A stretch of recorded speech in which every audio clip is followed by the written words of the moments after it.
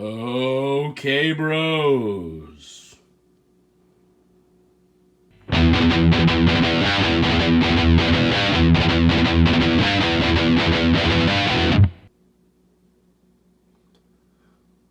Welcome to your weekly NXT Fix, the OK Bros wrestling recap featuring the ever so popular Bro Ratings. Okay, bros!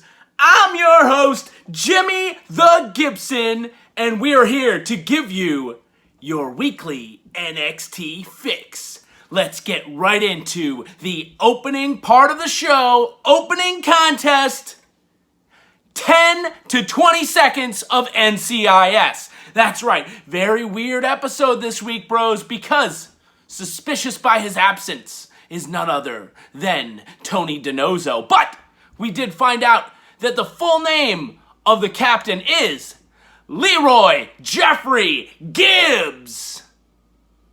Oh, Donozzo. Anyway, moving on, before we get started, on Thursdays we wear yellow, and let's take a quick pause for the cause to show you this week's tasty beverage. Whoa! Making a return this week, it is the Sam Adams Mountain Berry. Jeez, I don't know why I have so many of these laying around, but I'll tell you what, I'm excited. Oh, nice! Okay, bros, we started off NXT this week with the Undisputed Era coming down for a little interview prior to their match.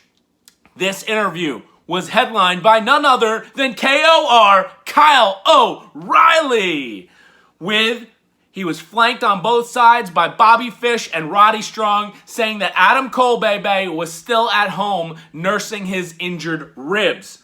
More to come on that one. We had your number one contenders match for the NXT Tag Team Championship with Undisputed Era's Roddy Strong and Bobby Fish going up against Oney, Tui. That's right, 1, 2. Oney Lorcan, Danny Burch.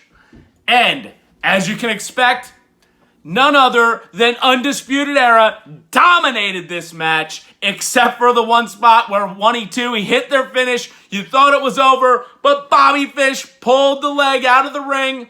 Then Bobby Fish knocked one other guy off to the outside. Roddy Strong hit a jumping high knee for the 1, 2, 3. Undisputed Era is your winner, your number one contender for the Tag Team Championship against Breezango next week. So, with that being said, bros, we're going to give this match a solid 7.6 on the Bro Ratings. Moving on, we had a little Finn Balor medical update. Fractured his jaw, surgery required, and we're going to find out in a couple of weeks, William Regal will decide what he chooses to do with the NXT World Championship. Then we had a little Ember Moon interview talking about she's got to work her way up the card, fight all these fantastic women in the NXT Women's Division to get to Io Shirai on the top. We then had our next contest, which was Ashanti, the Adonis, versus Jake Atlas. And I mean, come on, bros. Who did not like Ashanti, the Adonis's glittery fanny pack? I mean, that thing was sparkling. I mean, made my eyes hurt, but I thought it was cool. Pretty short match between the two. Legado del Fantasma came out, caused a distraction to Ashanti. Jake Atlas did the surprise roll-up for the 1, 2, 3. That's right, the most devastating move in all of sports entertainment. And very short match, and then they had a brawl afterwards. Swerve came out, Isaiah Swerve Scott came out, as well as Santos Escobar. So they're setting up a 6-man tag there. So with that being said, this match, they considered it a resume-building matchup. We're going to give this one a 5.9 on the Bro Ratings. Moving on, we had a little backstage interview. Johnny and Candice talking about they want to be the first ever couple to both simultaneously hold titles in NXT. Talking about Candice's upcoming number one contender match as well. So we had then Johnny Gargano versus Austin Theory.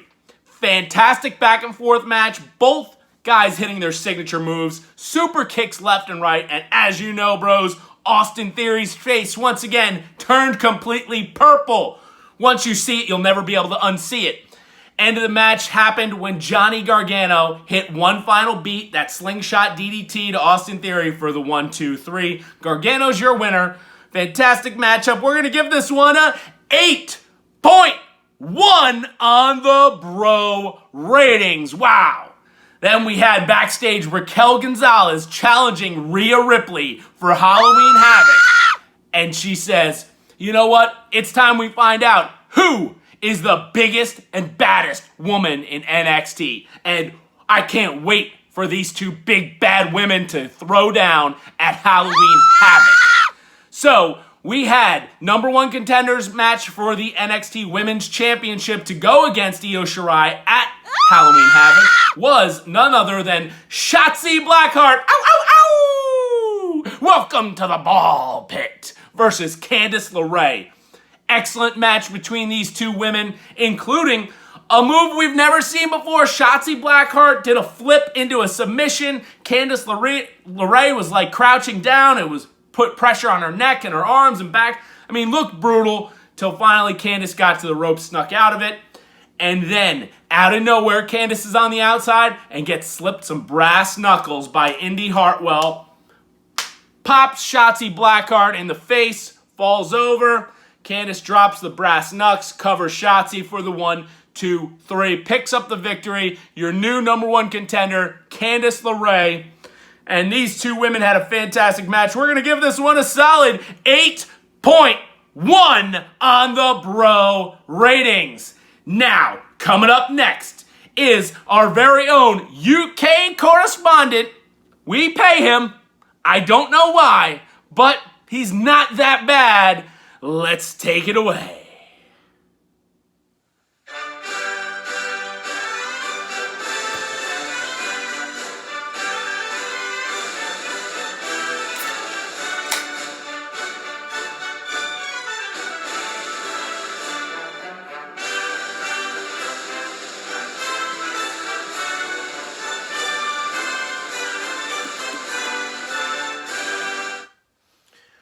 Hey there, mates. James Paddington Bear Blackpool the third here, getting that ready to make sure this point gets nice and piss warm. Anyway, I'm here because they paid me to be here, and all you wankers can piss off. That's right, at Blackpool says piss off. I'm here to review the YouTube. Now, I can't even have this pint right now because it's not warm enough. If only someone out there was smart enough to tell me not to keep refrigerating these beers. One of you wankers should know better. I'm here to review NXT UK TakeOver Blackpool, the second match of the night between Jordan Devlin and the surprise Finn Balor.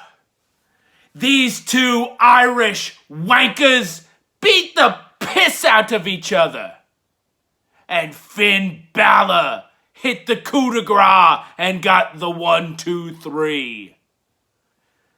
I'm gonna give that one not only 3 spots of tea, but 3 piss-warm pints.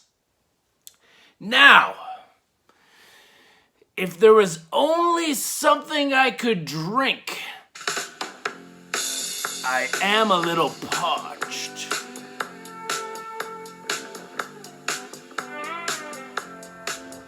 James Paddington Bear Blackpool the third here on another segment called Walking with Wankers. Walking around my neighborhood here. Yep. Definitely but a bunch of wankers live there. Let's see what else we got. Not used to these warm days. Back in Britain. Nice smooth 15 degrees Celsius. And let's see, what do we got over here? Yep, definitely a bunch of wankers.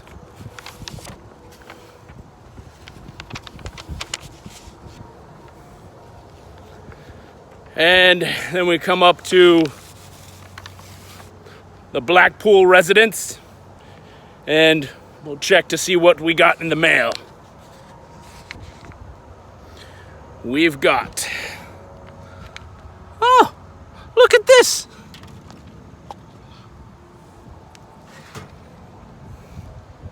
Wonder how this is. I guess I'll have to do a taste test. Wankers.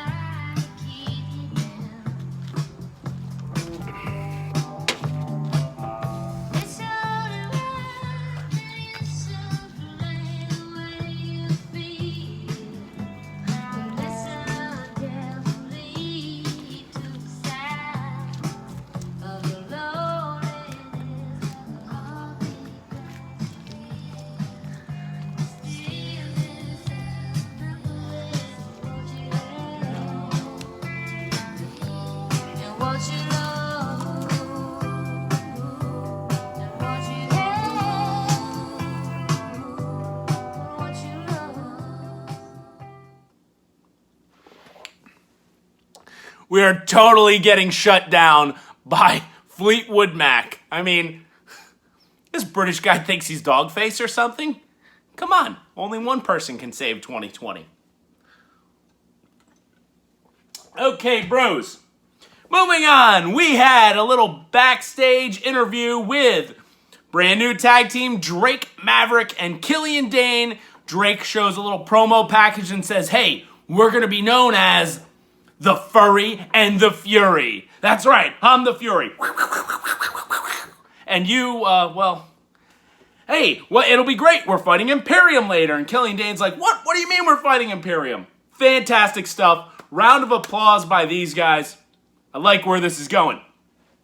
Then in the ring, we had a little interview by none other than Suitman Stone. That's right, the Robert Stone brand, accompanied by Aliyah. And he said, moving forward, their loss is going to be someone else's gain. And the Robert Stone brand is ready for new conquests.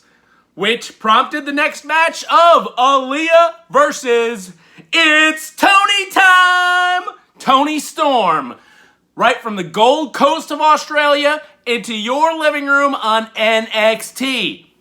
Pretty decent match between the two. Pretty short.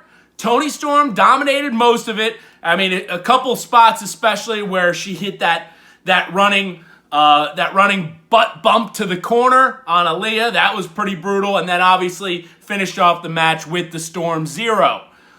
So with that being said, bros, we're going to give this one a 6.3 on the bro ratings. Moving on, William Regal was interviewed backstage and says, hey, I'm coming up with something for Candice and Io in 2 weeks.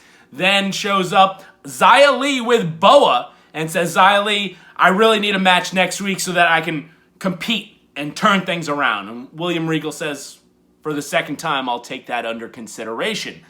Next match of the evening, we had Imperium versus the Furry and the Fury, Drake and Killian. They came out, the music.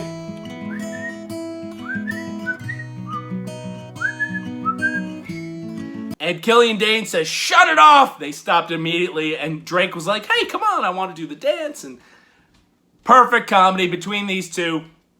Decent match between the two teams. Killian Dain got taken out, fell to the outside of the floor. Drake Maverick continued as best as he could, but Imperium hit them with the, whatever it's called, the top rope diving elbow. I know they have a name, I just can't think of it right now. Imperium gets the win, the 1, 2, 3. They beat Killian, Dain, and Drake Maverick. So after the match, who comes out? None other than Everrise. That's right, those two pesky Canadians. And they start beating down Drake Maverick. And Killian Dain comes in, takes them both out, and says, "No one punches Drake Maverick in the face. Only I get to do that." I mean, great stuff. On the way back up the entrance ramp, the music hits again. Fantastic stuff between the two. So with that being said, this matchup, we're going to give this one a 7.1 on the bro ratings. Moving on, we had your main event of the evening. That's right, for the NXT North American Championship, the Archer of Infamy, Damian Priest versus Dexter Lumis. Title was on the line, and these two men delivered in a fantastic main event of the evening. Great spots that were kind of unexpected. Lumis did a kip up to his standing up and into a spinning leg drop. Did not see that one coming.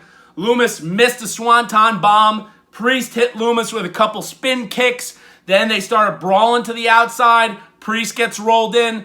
Lumis is on the apron, and who comes out? None other than Cameron Grimes. Hits him with the cave-in, the double stomp.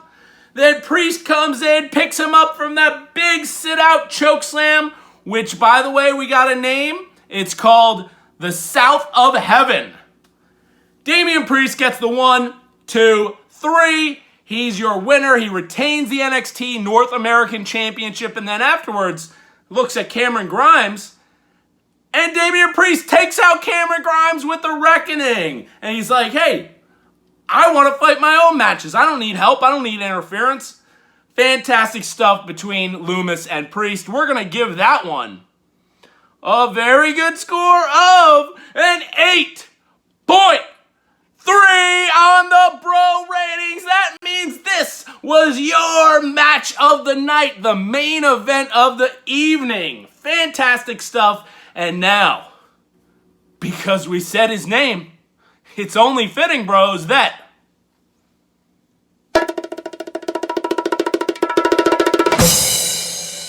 it's Grimes time! That's right, he didn't say much this week, but he's Cameron Grimes, and he's going straight to the moon! Grimes time.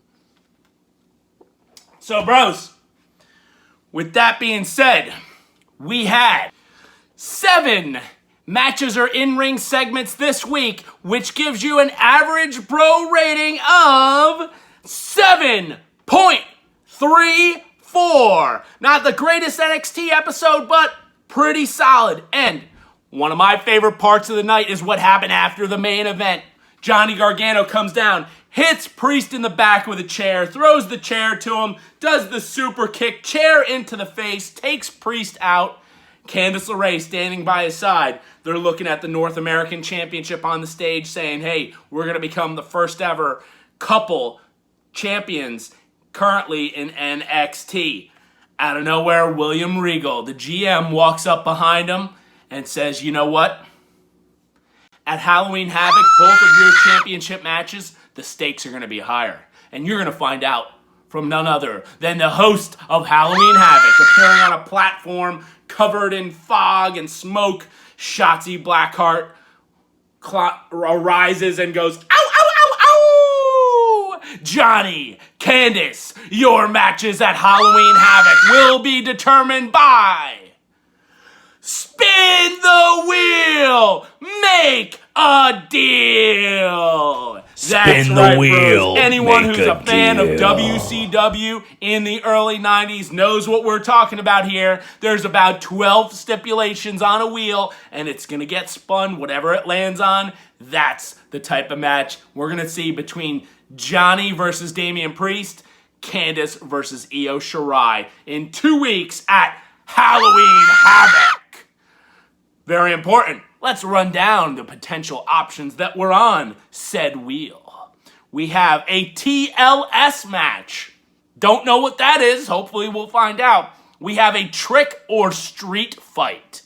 We have the ever so popular 1992 stipulation, Halloween Havoc WCW. It is the coal miner's glove on a pole match. Then we have a buried alive match, a casket match, a biker's chain match, the Chamber of Horrors match, which did appear in WCW, a boiler room brawl, a weapons wild match, a blindfold match, a devil's playground match, and the ever so popular Shotzi's Choice. It could be a welcome to the ball pit match, if you will. So, very excited for that, bros. Next week's predictions. Now, most of the matches that were announced coming up are for 2 weeks from now, Halloween Havoc, but we're only going to go for next week's predictions, and we have one match announced, which is the NXT Tag Team Championship. Breezango defending against Undisputed Era's Roddy Strong and Bobby Fish. Now, you guys know I'm a big Undisputed Era fan, but Breezango will retain the titles next week. And here's why, bros. Because next week, there's going to be some interference, and we're going to find out who paid off Ridge Holland to beat down Adam Cole, baby, at the last takeover. Someone paid him off to beat down and injure the ribs of Adam Cole, baby, and we're going to find out next week. And that's how Breezango is going to retain their tag team championship. So, bros, I'm Jimmy the Gibson. Please like, share, subscribe, comment below. We'll see you next time. Same time.